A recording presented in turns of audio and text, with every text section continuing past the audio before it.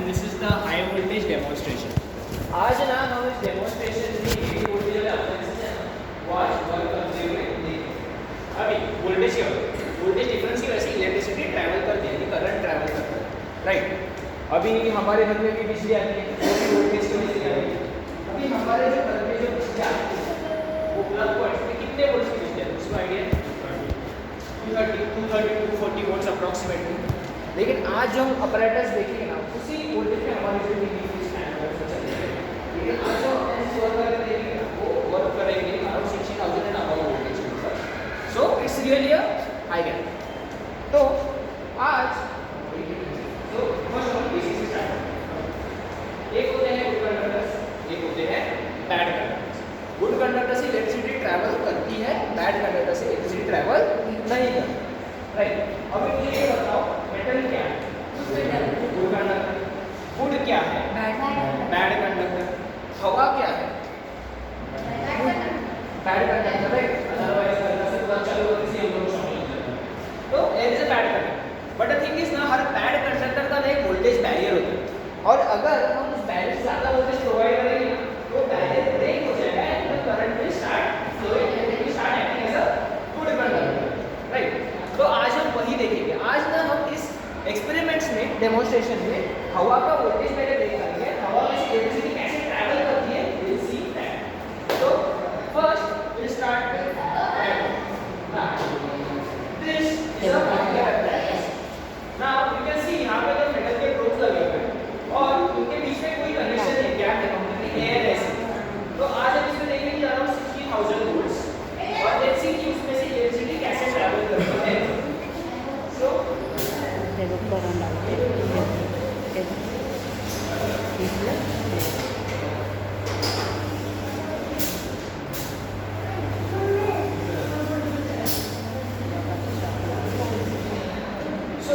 you saw a electrical arc, it was going up.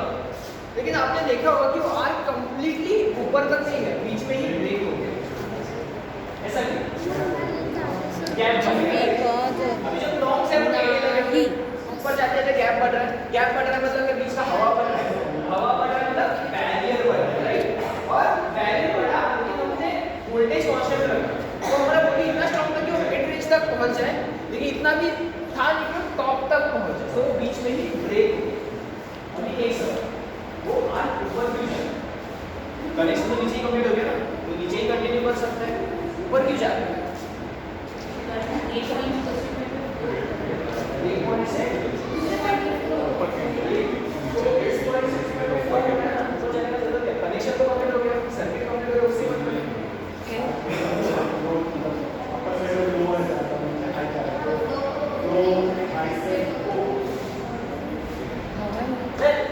It's a basic example, basic explanation है. अभी बात ऐसे है जब हमारा करंट फ्लो हो रहा है हवा में से तो हवा के मॉलिक्यूल्स का आयनाइज कर रहा है, राइट? Positive negative. तो उसकी वजह से ना हवा गर्म हो रही है और हवा गर्म हवा हमेशा ठंडी हवा से हल्की होती है, तो ऊपर होती है और ऊपर जाएगी जो आर्क को लेके ऊपर जा रही है तो आयनस को लेके ऊपर. So that's how it works. Moving on to the next apparatus that is Jacob's ladder. अब जेकब्स लैडर भी एक सिमिलर apparatus ही है, बट यहाँ पे ना सिर्फ हमने प्रोब्स का डिस्टेंस सेम रखा है या पैरेलल रखे है कंटिन्यूसली. सो लेट्स सी कि उसमें करंट कैसे फ्लो होगा.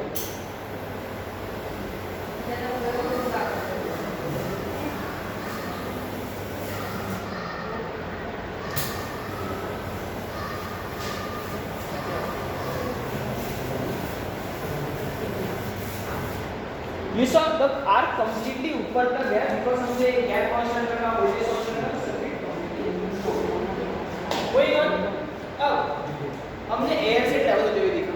अभी वुड इधर से बैठ कर भाई वुड से नहीं है, बट बात ऐसे कि air is a transparent medium तो हमें आर्क डायरेक्टली दिख गया, but wood is a solid material.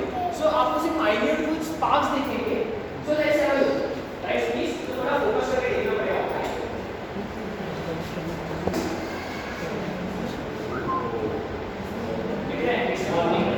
Smoke भी आ रहा है.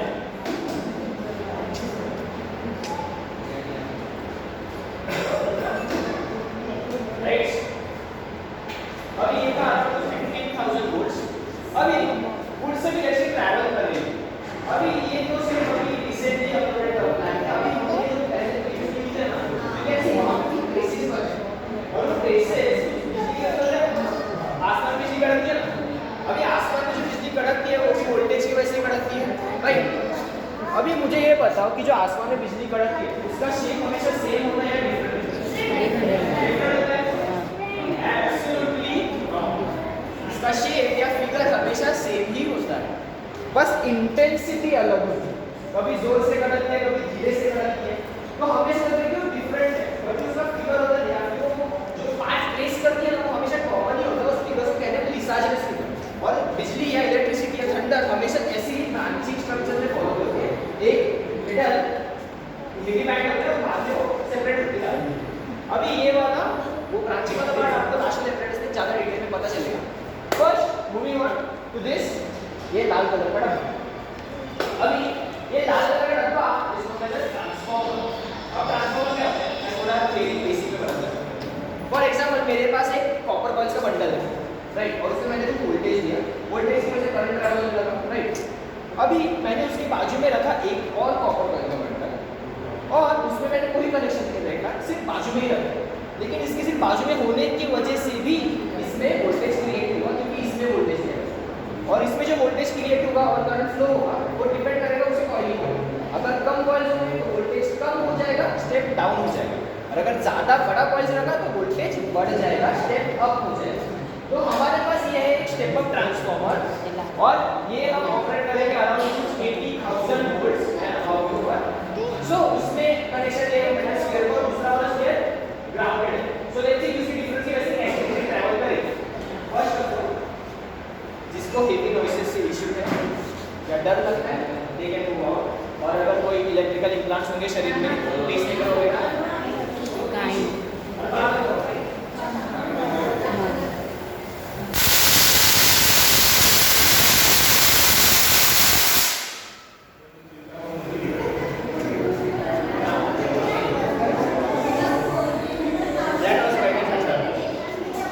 अभी ये था 80,000 वोल्ट्स। अभी उसके बीच में हम ग्लास रखेंगे और आफ्टर वो इतने हेवी वोल्टेज की वजह से या करंट की वजह से क्या होगा, ग्लास ब्रेक होगा या करंट ब्रेक होगा? ओके, किस किस को लग रहा है ग्लास ब्रेक होगा? ओके फाइन, करंट ब्रेक होगा। लेट्स सी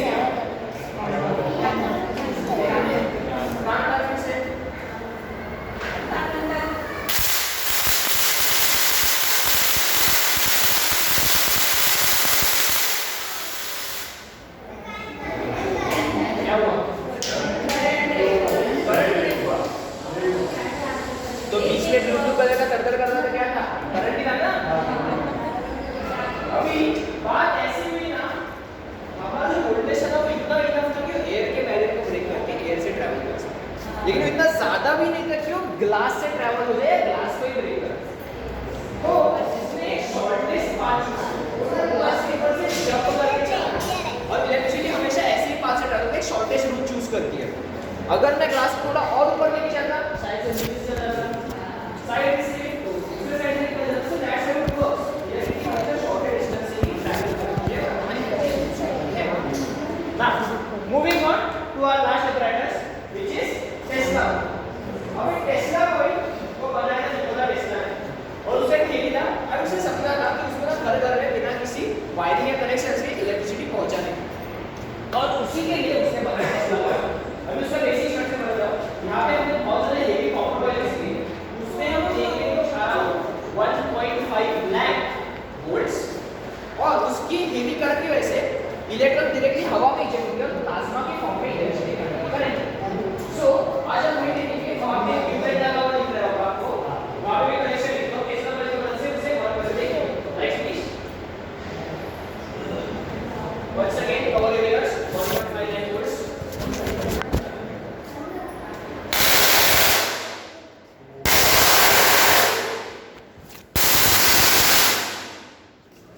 now अभी करंट शॉर्टेज में ट्रैवल करते सीधा ग्राउंड स्टेट को जाती है। अभी वो करंट डायरेक्टली ट्यूबलाइट के अंदर किसने इलेक्ट्रिक हाथ से ग्राउंड स्टेट मिला, करंट उसका रिलीज कर दिया। तो अगर हम ये करें या ट्यूबलाइट पीछे ले तो ग्राउंड को नजदीक है नहीं, तो करंट कहां जाएगा, राइट। तो लेट्स सी कि करंट क्या करेगा अगर उससे वो ट्यूबलाइट दूर ले जाए। हम डिस्टेंस ही बढ़ा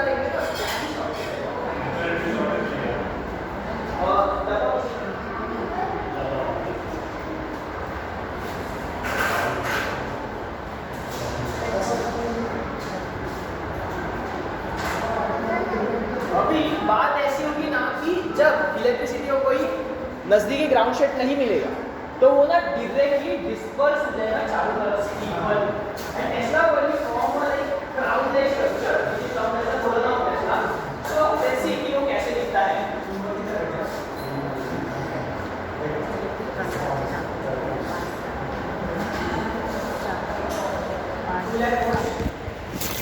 कान बरोबर जेवण कान Right, please, all area